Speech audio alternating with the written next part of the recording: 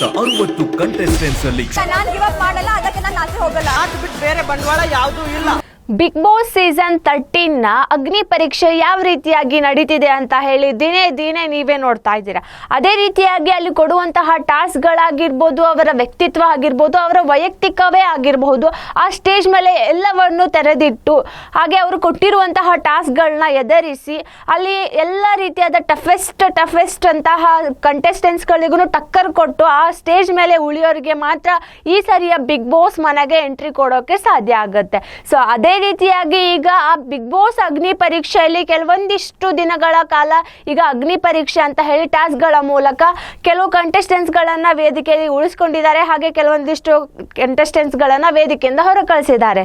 So ಹೊರ ಕಳಿಸಿದವರು next ಒಂದು ಇದಕ್ಕೆ ಆಡಿಷನ್ನ ಕೊಡ್ಬೋದು. ಹಾಗೆ ಈಗ ಉಳಿದಿರೋರಲ್ಲಿ ಮಾತನಾಡೋದಾದ ಸದ್ಯಕ್ಕೆ ಉಳಿದಿರೋರು 19 ಜನ. ಈ 19 ಜನರಲ್ಲಿ 3 ಜನ ಬಿಗ್ ಬಾಸ್ ಮನೆಗೆ ಹೋಗ್ತಾರೆ. ಹೇಗಪ್ಪ ಅಂತ ಹೇಳಿದ್ರೆ ಈಗ ಆಲ್ರೆಡಿ ಒಂದು ಆಡಿಷನ್ನ ಕರೆದಿದ್ರು. ಸೊ ಅದರಲ್ಲಿ ಕೋಟ್ಯಾಂತರ ಜನ ಒಂದು ಆಡಿಷನ್ನ ಕೊಟ್ಟಿರ್ತಾರೆ. ಅದೇ ರೀತಿಯಾಗಿ ಆಡಿಷನ್ನ ಕೊಟ್ಟ ನಂತರ ಒಂದಿಷ್ಟು ಪ್ರೊಸೀಜರ್ಸ್ಗಳನ್ನ ಪಾಸ್ ಮಾಡಿ ಅದಾದ ನಂತರ ಒಂದು ಅಗ್ನಿ ಪರೀಕ್ಷೆ ಅಂತ ಹೇಳಿ ಆ ವೇದಿಕೆಯನ್ನು ಹತ್ತಿ ಅಲ್ಲಿ 60 ಜನಗಳ ಸೆಲೆಕ್ಷನ್ ಆಗಿ ಆ 60 ಜನಗಳು ಸಹ ಆ ಒಂದು ಸ್ಟೇಜ್ಗೆ ಬಂದು ಪರ್ಫಾರ್ಮ್ ಮಾಡಿ ಟಾಸ್ಕ್ಗಳನ್ನ ತಗೊಂಡು ಆ ಟಾಸ್ಕ್ನಲ್ಲಿ ಸೋತಿದ್ರು, ಹಾಗೆ ಒಂದಿಷ್ಟು ಜನ ಗೆದ್ದವರು ಸ್ಟೇಜ್ನಲ್ಲಿ ಇದ್ದಾರೆ, ಹಾಗೆ ಸೋತವರು ಮನೆಗೆ ಹೋಗಿದ್ದಾರೆ. ಸೊ ಈ ಒಂದು ಗೆದ್ದವ್ರನಲ್ಲಿ ಎಷ್ಟು ಜನ ಉಳಿದಿದ್ರು? 28 ಜನ ಉಳಿದಿದ್ರು. ಅಂದರೆ 60 ಜನರಲ್ಲಿ 28 ಜನ ಉಳಿದಿದ್ರು. ಅದಾದ ನಂತರ ಕೆಲವೊಂದಿಷ್ಟು ಟಾಸ್ಕ್ ಆಗಿರ್ಬೋದು, ಹಾಗೆ ಅವರಲ್ಲಿನೇ ಮತ್ತೊಂದು ಟೀಮ್ನ ಮಾಡಿ ಅವರಿಗೆ ಲೀಡರ್ಸ್ನ ಮಾಡಿ ಆ ಗುಂಪಿನ ಪ್ರಕಾರ ಆಟವನ್ನು ಕೊಟ್ಟಿದ್ರು. ಹಾಗೆ ಸೆಲೆಕ್ಟ್ ಆದವರಲ್ಲಿ ಕೆಲವೊಂದಿಷ್ಟು ಜನ ಮತ್ತೆ ತಾವೇ ಸ್ವತಃ ಈ ಸ್ಟೇಜ್ ನಮಗೆ ಬೇಡ, ಇಲ್ಲಿ ಮಟ್ಟ ಬಂದಿದ್ದು ಸಾಕು ಅಂತ ಹೇಳಿ ತಾವೇ ಸ್ವತಃ ಆ ಸ್ಟೇಜನ್ನು ರಿಜೆಕ್ಟ್ ಮಾಡಿ ಮನೆಗೆ ಹೋಗಿದ್ದಾರೆ. ಅಂದರೆ ಆ ಒಂದು ಸ್ಟೇಜಲ್ಲಿ ನಾವಿನ್ನು ಆಟ ಆಡೋಕ್ಕೆ ಆಗಲ್ಲ ಅಂತ ಹೇಳಿ ತಮಗೆ ತಾವೇ ಒಂದು ಮನವರಿಕೆ ಮಾಡಿಕೊಂಡು ರಿಟರ್ನ್ ಮನೆಗೆ ಹೋಗಿದ್ದಾರೆ. ಹಾಗೆ ಮತ್ತೆ ಟಾಸ್ಕ್ನಲ್ಲಿ ತಾವು ಒಂದು ಜಡ್ಜಸ್ಗಳು ಕೊಟ್ಟಿರೋ ಟಾಸ್ಕ್ ಆಗಿರ್ಬೋದು, ಹಾಗೆ ಬಿಗ್ ಬಾಸ್ ಕಡೆಯಿಂದ ಬಂದಿರೋಂಥ ಟಾಸ್ಕ್ನಲ್ಲಿ ಆ ಒಂದು ಟಾಸ್ಕ್ನ ಕರೆಕ್ಟಾಗಿ ಅರ್ಥ ಮಾಡ್ಕೊಳ್ದೆ ತಮ್ಮ ವೈಯಕ್ತಿಕವಾಗಿ ಆ ಒಂದು ಆಟವನ್ನು ತೆಗೆದುಕೊಂಡು ಹೋಗಿದ್ದಕ್ಕೆ ಆ ಸ್ಟೇಜಿಂದ ಇಬ್ಬರನ್ನ ಹೊರಗೆ ಹಾಕ್ತಾರೆ. ಸೊ ಇದಾದ ನಂತರ ಈಗ ಅಲ್ಲಿ ಉಳಿದಿರುವಂತಹ ಜನರು 24. ಸೊ ಈ 24 ಜನರಲ್ಲಿ ಈಗ ಎಷ್ಟು ಜನ ಬಿಗ್ ಬಾಸ್ ಮನೆಗೆ ಎಂಟ್ರಿ ಕೊಡ್ತಾರೆ ಅನ್ನೋದೇ ಎಲ್ಲರಿಗೂ ಸದ್ಯದ ಕುತೂಹಲ. ಈಗ 60 ಜನರಲ್ಲಿ 28 ಜನ ಉಳಿದ್ರು, 28 ಜನರಲ್ಲಿ 24 ಜನ ಆದರು, 24 ಜನರಲ್ಲಿ 19 ಜನ ಆದರು. ಸೊ ಈ 19 ಜನರನ್ನು ಏನು ಮಾಡ್ತಾರೆ?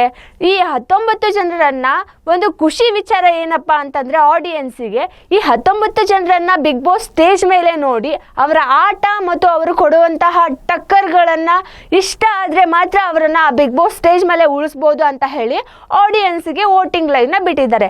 ಸೊ ಈ ವೋಟಿಂಗ್ ಲೈನ್ ನಲ್ಲಿ ಎಷ್ಟು ದಿನ ಓಪನ್ ಆಗಿರುತ್ತೆ, ಈ ವೋಟಿಂಗ್ ಮಾಡೋಕ್ಕೂ ನಿಮಗೆ ಕಾಲಾವಕಾಶ ಕೊಟ್ಟಿದ್ದಾರೆ. ಸೊ ಈ ಒಂದು ವೀಕ್ನಲ್ಲಿ ಅಂದರೆ ಅಗ್ನಿ ಪರೀಕ್ಷೆ ಈ ಒಂದಿಷ್ಟು ಕೆಲವೊಂದು ದಿನ ಟಾಸ್ಕ್ಗಳು ಕಂಟಿನ್ಯೂ ಆಗಿ ನಡೆಯುತ್ತೆ. ಹಾಗೆ ಈಗ ಆ 19 ಜನಕ್ಕೆ ಒಂದೊಂದು ಟೀಮ್ಗಳಾಗಿ ಆ ಒಂದು ಟೀಮಿಗೆ ಲೀಡರ್ಗಳನ್ನಾಗಿ ಆ ಟೀಮ್ನ ಪ್ರಕಾರ ಅಂದರೆ ಒಂದು ಟಾಸ್ಕ್ನ ಗೆದ್ದರೆ 100 ಪಾಯಿಂಟ್ಸ್ ಅಂತ ಹೇಳಿ ಒಂದು ಟೀಮ್ನ ಮಾಡಿಬಿಟ್ಟು ಈ ರೀತಿಯಾದಂಥ ಪಾಯಿಂಟ್ಸ್ನ ಕೊಟ್ಟು ಆ ಗೇಮ್ನ ಆಟ ಆಡಿಸ್ತಾ ಇದ್ದಾರೆ. ಸೊ ಈಗ ಬಿಗ್ ಬಾಸ್ ಮನೆ ಒಳಗಡೆ ನಾವು ಯಾವ ರೀತಿಯಾಗಿ ಆ ಕಂಟೆಸ್ಟೆಂಟ್ಸ್ಗಳು ಆಟ ಆಡೋದನ್ನ ನೋಡ್ತಿದ್ವೋ ಅದೇ ರೀತಿಯಾಗಿ ಈ ಅಗ್ನಿ ಪರೀಕ್ಷೆ ಸ್ಟೇಜ್ ಮೇಲೆ ಆ ಕಂಟೆಸ್ಟೆಂಟ್ಸ್ಗಳು ಆಟ ಆಡೋದನ್ನು ನಾವು ನೋಡಿಬಿಟ್ಟು ಆ ಕಂಟೆಸ್ಟೆಂಟ್ಸ್ಗಳಿಗೆ ವೋಟ್ ಮಾಡಬೇಕಾಗುತ್ತೆ.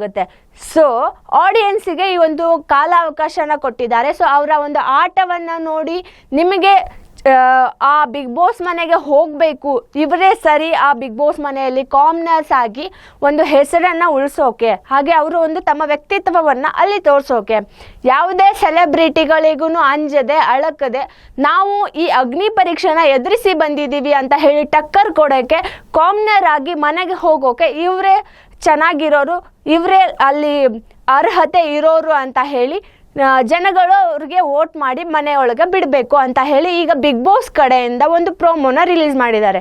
ಸೊ ಆ ವೋಟಿಂಗ್ ಲೈನ್ ಆರಂಭ ಆಗಿದೆ. ನೀವು ಸಹ ನಿಮ್ಮ ನೆಚ್ಚಿನ ಆ ಕಾಮನರ್ ಆಗಿ ಎಂಟ್ರಿ ಕೊಟ್ಟಿರುವಂತಹ ಜನರಿಗೆ ವೋಟ್ ಮಾಡಿ. ಈ ವೋಟನ್ನು ಮಾಡೋದು ಪದೇ ಪದೇ ಈ ವೋಟಿಂಗ್ನ ಮಾಡೋಕ್ಕಾಗಲ್ಲ. ಒಬ್ಬರು ಕೇವಲ ಒಂದೇ ಸಾರಿ ಒಂದೇ ವ್ಯಕ್ತಿಗೆ ಮಾತ್ರ ಈ ವೋಟಿಂಗ್ನ ಮಾಡಬೇಕಾಗುತ್ತೆ. ಬೇರೆ ಬೇರೆ ಫೋನ್ಗಳಿಂದ ಮತ್ತೆ ವೋಟಿಂಗ್ನ ಮಾಡಬಹುದು. ಹಾಗೆ ಒಂದೇ ಫೋನ್ನಿಂದ ಪದೇ ಪದೇ ಒಬ್ಬರಿಗೆ ವೋಟ್ ಮಾಡೋಕ್ಕಾಗಲ್ಲ. ಹಾಗಾಗಿ ನಿಮ್ಮ ನೆಚ್ಚಿನ ವ್ಯಕ್ತಿಗಳನ್ನು ಸರಿಯಾಗಿ ಅಬ್ಸರ್ವ್ ಮಾಡಿ ಈ ಕೊಡುವಂತಹ ಟಾಸ್ಕ್ನಲ್ಲಿ ಅವರು ಚೆನ್ನಾಗಿ ಆಟ ಆಡಿದ್ರೆ, ಹಾಗೆ ಆ ಬಿಗ್ ಬಾಸ್ ಮನೆಯೊಳಗೆ ತಮ್ಮ ಜೊತೆಗೆ ಇರುವಂತಹವರಿಗೆ ಟಕ್ಕರ್ನ ಕೊಟ್ಟು ಆ ಬಿಗ್ ಬಾಸ್ ಸ್ಟೇಜಿಗೆ ಹಾಗೂ ತಮಗೆ ಒಂದು ಗೌರವವನ್ನು ತೆಗೆದುಕೊಂಡು ಬರ್ತಾರೆ ಅನ್ನೋ ಒಂದು ವ್ಯಕ್ತಿಗಳಿಗೆ ನೀವು ವೋಟ್ ಮಾಡಬೇಕಾಗುತ್ತೆ.